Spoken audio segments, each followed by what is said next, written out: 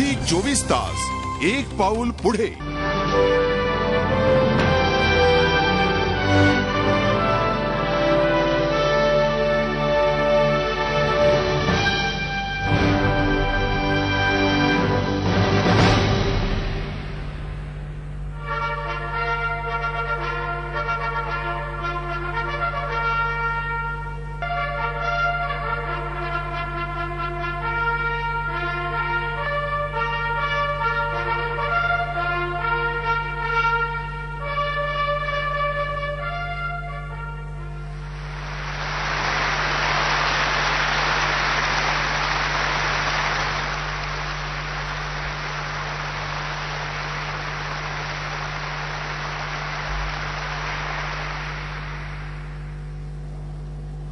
As the days and months went by and news of reactions to the award came, गृहकैदेत असताना मिळालेल्या Nobel पारितोषिकाने माझ्या हृदयात नवा दरवाजा उघडा केला. म्यानमारमधील लष्करी राजवटीच्या कैदेत असताना आपण एकटे आहोत, खऱ्या जगाचा आणि आपला काहीच संबंध नाही असे मला वाटायचे. मात्र नोबेल पारितोषिक जाहीर होताच ही जाणीव मावळली. The Nobel Prize had drawn the attention of the world to the struggle for democracy and human rights in Burma. सू की यांना 1991 सालीच शांततेचा नोबेल पुरस्कार जाहीर झाला होता. मात्र त्या गृहकैदेत असल्यानं त्यांचे पती मायकेल एरिस यांनी तो पुरस्कार स्वीकारला होता. जगप्रसिद्ध ओस्लो सिटी हॉल सभागृहात 66 वर्षीय सू की यांनी नोबेल व्याख्यान दिलं. सू की यांच्या सन्मानार्थ जगभरातील उच्चपदस्थ व्यक्ती, राजघराण्यातील मान्यवर आणि हद्दपार झालेल्या व्यक्ती उपस्थित होत्या. सभागृहानं उभं राहून त्यांना मानवंदना दिली. सू की यांनी आपल्या केसात फूल खोवलेलं होतं. परंपरागत वेश आणि जांभळ्या रंगाचा स्कार्फ त्यांच्या अंगावर होता. सिटी हॉलमध्ये जमलेली गर्दी पाहून सू की सद्गतीत झाल्या. Receiving the Nobel Peace Prize means माझ्या देशाच्या लोकशाहीकडे प्रवास होत आहे, त्याबद्दल मी सावध आशावादी आहे. आमच्या जगात संपूर्ण शांतता हेच माझे ध्येय आहे. The Nobel Peace Prize opened up a door in my heart. आंग सान स्यू की. म्यानमारच्या या तेजस्विनीच्या नावाचा अर्थ आहे विलक्षण तेजस्वी. 19 जून 1945 ला आंग सान दाम्पत्यांना हे कन्यारत्न प्राप्त झालं. म्यानमारमध्ये लोकशाही स्थापन व्हावी, रुजावी यासाठी खस्ता खाणाऱ्या, दीर्घ तुरुंगवास भोगणाऱ्या याच तेजस्विनीमुळे आता त्या देशात लोकशाहीची पहाट उगवणार आहे. म्यानमारमध्ये पार पडलेल्या निवडणुकीमध्ये सू की हिच्या विलक्षण प्रभावाची प्रचिती सर्वांनाच आली आहे. आंग सान सू की 2 वर्षांची असतानाच त्यांच्या डोक्यावरून पितृछत्र हरपलं. वडील आंग सान यांची हत्या करण्यात आली. 4 जानेवारी 1948 ला म्यानमारवरून युनियन जॅक खाली उतरला आणि देशाला स्वातंत्र्य मिळालं. पण ही स्वातंत्र्याची पहाट पाहायला म्यानमार वासियांचा लाडका आंग सान नव्हता. या राष्ट्रनायकाला जनतेनं राष्ट्रपित्याचा मान दिला. आपली मुलं या गौरवाला साजेशी कामगिरी करणार याची जाणीव असलेल्या सू की यांच्या आईनं लहानपणापासूनच आपल्या मुलांवर पारंपरिक शिष्टाचार, भाषेचं ज्ञान आणि संस्कार दिले.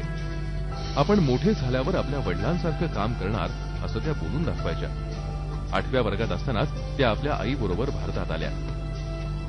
त्यांची आई खिन यांची ब्रह्मदेशाची भारतातली राजदूत म्हणून नियुक्ती झाली होती. तिच्या आईची म्हणजे ती देशात राहू नये म्हणून ती काय भारतात अँबॅसेडर म्हणून पाठवण्यात आली. तर भारतात आईबरोबर ती आली आणि दिल्लीच्या श्रीराम कॉलेजमधून तिने शिक्षण घेतलं. तेव्हा भारताच्या संस्कृतीचा, भारतीय भाषेचा आंग सान सू कीला चांगला परिचय आहे. कारण त्यानंतर ती ऑक्सफर्डला गेली शिकायला. ऑक्सफर्डमधून ती अमेरिकेत शिकायला गेली. सू की यांचं शालेय शिक्षण भारतात झालं. पुढे लेडी श्रीराम कॉलेजमध्ये प्रवेश घेऊन त्यांनी राज्यशास्त्राचा अभ्यास केला. याच दरम्यान जगभरातील युद्ध आणि क्रांतीचा त्यांनी अभ्यास केला. मात्र गांधीजींच्या तत्वांची बीज त्यांच्या मनात खोलवर रुजली होती. सू की उच्च शिक्षणासाठी भारतातून इंग्लंडला रवाना झाल्या. ऑक्सफर्ड विद्यापीठात शिक्षण घेत असताना त्या अनेक भारतीयांच्या संपर्कात आल्या. ही सर्व मंडळी स्वतःचे विचार स्पष्टपणे आणि सडेतोडपणे मांडणारी होती. याच मंडळींमधील मायकेल एरिस या शांत आणि विचारी ब्रिटिश विचारवंताचा हात सू की यांनी धरला आणि 1 जानेवारी 1979 रोजी त्यांचा प्रेमविवाह झाला. मायकेल एरिस हे तिबेटी बौद्ध धर्माचे गाढे अभ्यासक. आपला अभ्यास आणि आपली पत्नी या दोनच गोष्टींशी त्यांची बांधिलकी आणि निष्ठा होती.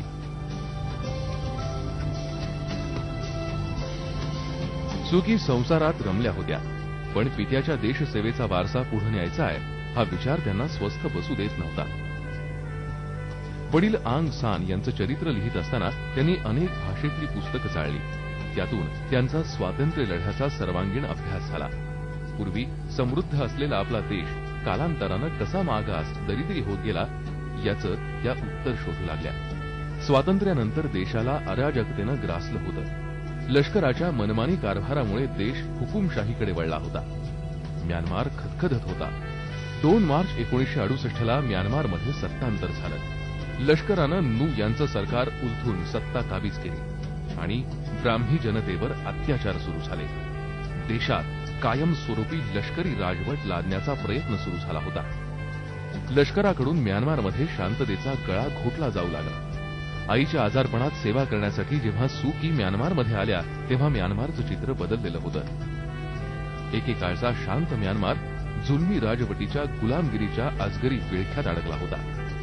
या विळख्यातून बाहेर पडण्यासाठी म्यानमारची जनता कुणाच्या तरी शोधात होती. तिथली जनता हुकुमशाहीला कंटाळली होती.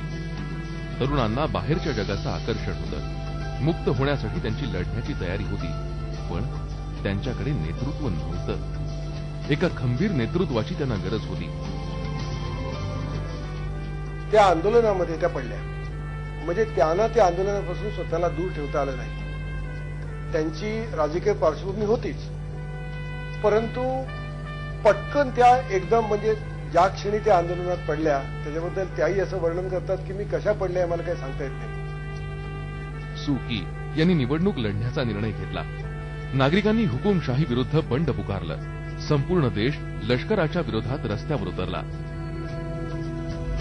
मात्र लष्करानं अमानुषपणे गोळीबार करत हे बंड चिरडून टाकलं.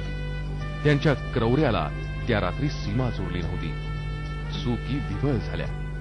ब्राह्मी जनतेवरच्या अत्याचाराच्या घटना वाढत होत्या. अहिंसेचं पालन करत सू की यांनी लष्करशाहीला विरोध केला. म्यानमारच्या शांततेचा गळा घोटू पाहणाऱ्या लष्करशाहीला अहिंसेच्या मार्गानं उत्तर देत त्या ठाम राहिल्या. त्यांनी त्यांच्या अनेक मुलाखतींमध्ये सांगितलंय, त्यांच्या चरित्रकर्त्यांनी सुद्धा सांगितलंय की त्यांच्यावर महात्मा गांधी, रवींद्रनाथ टागोर यांचा प्रभाव होता. गांधी आणि टागोर दोघांचंही वाचन त्यांनी केलेलं होतं. परंतु गांधी किंवा मंडेला यांच्यापेक्षा त्यांचे व्यक्तिमत्व बरंच वेगळं आहे. म्हणजे त्या उदाहरणार्थ मंडेलांनी एकेकाळी हिंसेचा मार्ग अवलंबलेला होता. आंग सान सू की म्हणाल्या की मला हिंसेच्या मार्गाने जायचं नाही.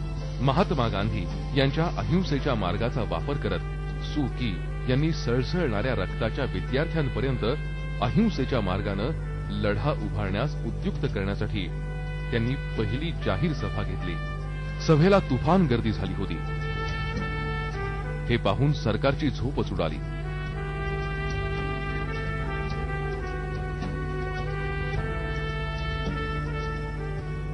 सू की हिचं काय करायचं असा प्रश्न सरकारला पडला, कारण सरकार सू कीला हात लावू शकत नव्हतं.